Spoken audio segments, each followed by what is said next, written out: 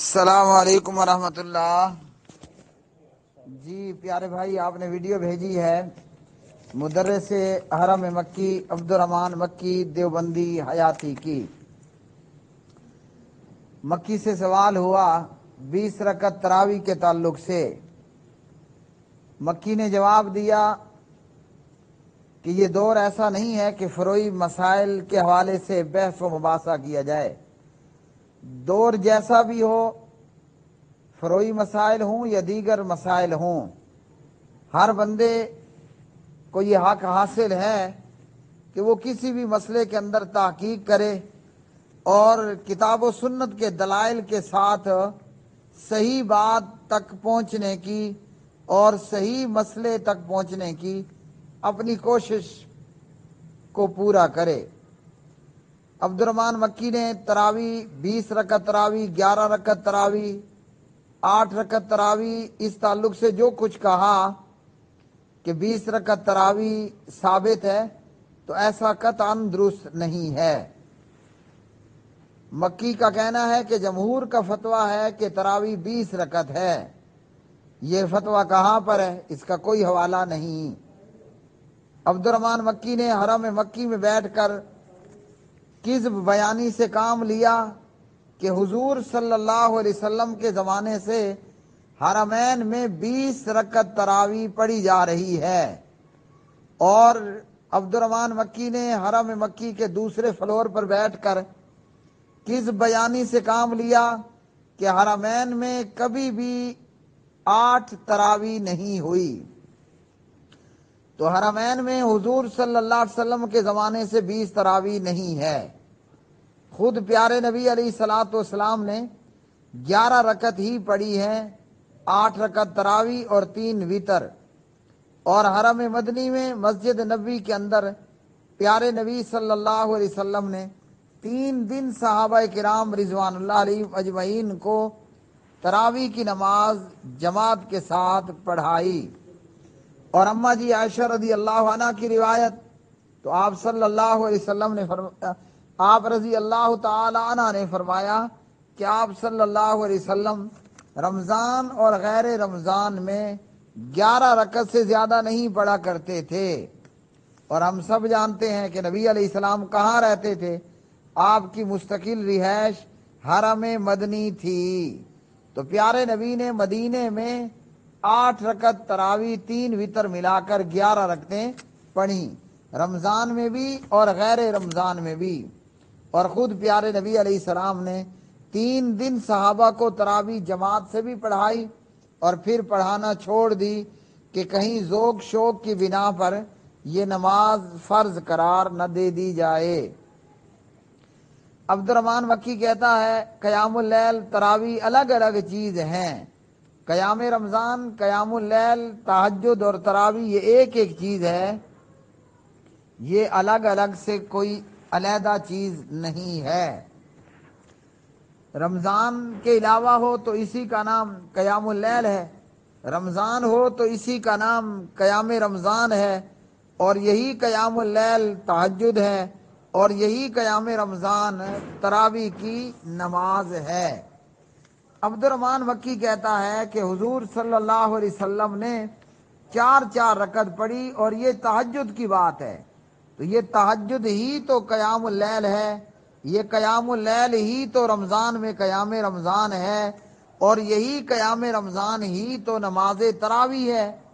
اور جہاں تک نبی علیہ الصلوۃ والسلام کا، پیارے نبی صلی اللہ علیہ وسلم کا 4 رکعت پڑھنا ہے، تو وہ پیارے نبی علیہ الصلوۃ والسلام کا عمل۔ ہمارے لیے حضور صلی اللہ علیہ وسلم نے فرمایا، سنن نسائی کی روایت میں، صلاۃ اللیل والنہار مثنی مثنی، رات اور دن کی نفل نماز وہ 4 رکعت ہے۔ فرض کے علاوہ جو بھی سنت نفل ہے، آپ نے فرمایا صلاۃ اللیل والنہار مثنی مثنی، وہ 2 رکعت ہے۔ نفل سنت رات میں پڑھیں یا دن میں آپ پڑھیں۔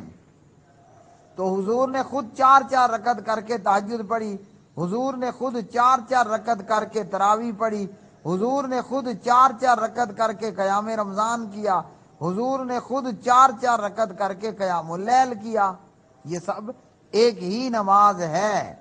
ہمارے لیے آپ نے فرمایا کہ دو دو پڑھنا ہے، تو دو دو کر کے اس قیام کو پڑھنا، سنت نوافل کو پڑھنا، یہ افضل ہے۔ عبد الرحمن مکی کہتا ہے 11 کا بھی ثبوت ہے اور 20 کا بھی ثبوت ہے اور 13 کا بھی ثبوت ہے۔ تو 11 کا ثبوت تو موجود ہے صحیح روایت کے ساتھ، صحیح بخاری کے اندر کتاب الصلاۃ التراویح، اور صحیح روایت کے تحت موطا امام مالک میں 11 کا ثبوت موجود ہے۔ رہ گیا معاملہ 20 کا ثبوت، تو 20 کی روایت وہ بوجہ انقطاع ضعیف ہے کہ لوگ حضرت عمر بن خطاب رضی اللہ تعالی عنہ کے زمانے میں 20 رکعت پڑھا کرتے تھے، یہ روایت صحت کے درجے کو نہیں پہنچتی۔ رہ گیا معاملہ 13 کا، تو جس روایت میں 13 کا ذکر ہے اس میں بعد کی 2 رکعت، وہ صبح کی 2 رکعتوں کو ساتھ شمار کیا گیا ہے۔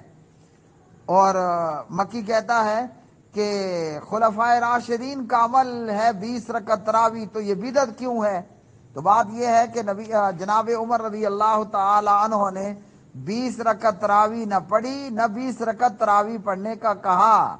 عمر نے ابی بن کعب اور تمیم داری رضوان اللہ علیہ مجمعین ان کو حکم دیا کہ 11 رکعت نماز پڑھانی ہے، اور یہ صحیح روایت ہے موطا امام مالک کی۔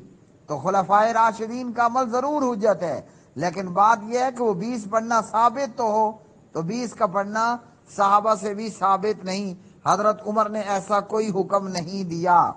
راوی یہ کہتا ہے کہ لوگ حضرت عمر کے زمانے میں 20 رکعت تراویح پڑھا کرتے تھے، تو یہ راوی، یہ کہنے والا، اس نے حضرت عمر رضی اللہ تعالی عنہ کا زمانہ پایا ہی کوئی نہیں ہے، اس لیے یہ روایت بوجہ انقطاع سندن ضعیف ہے اور ثابت نہیں ہوتی۔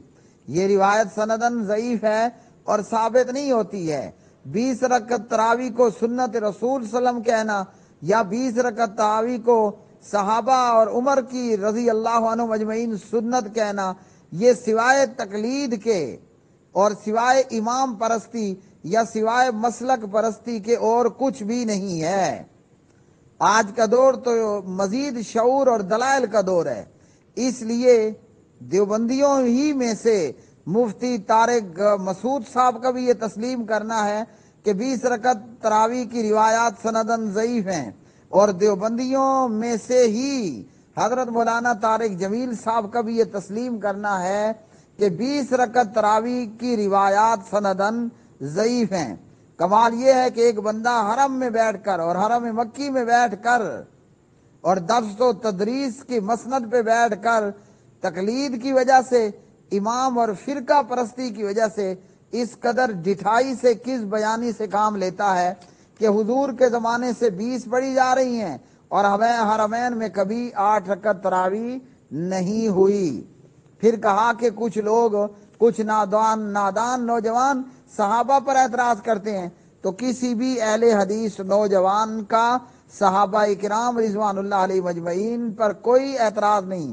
ہم حضرات صحابہ رضوان اللہ علیہ مجمعین کو، حضرت عمر بن خطاب رضی اللہ تعالی عنہ وارضاہ کو معیار حق مانتے ہیں، ان کو معیار حق سمجھتے ہیں، اور قرآن کی آیات مطابق ان کے رتبے اور مقام کو تسلیم کرتے ہیں۔ والسابقون الاولون من المہاجرین والانصار والذین اتبعوہم باحسان رضی اللہ عنہم ورضوا عنہ، اور اسی طرح اولئک الذین ہداہم اللہ فبہداہ مقتدی۔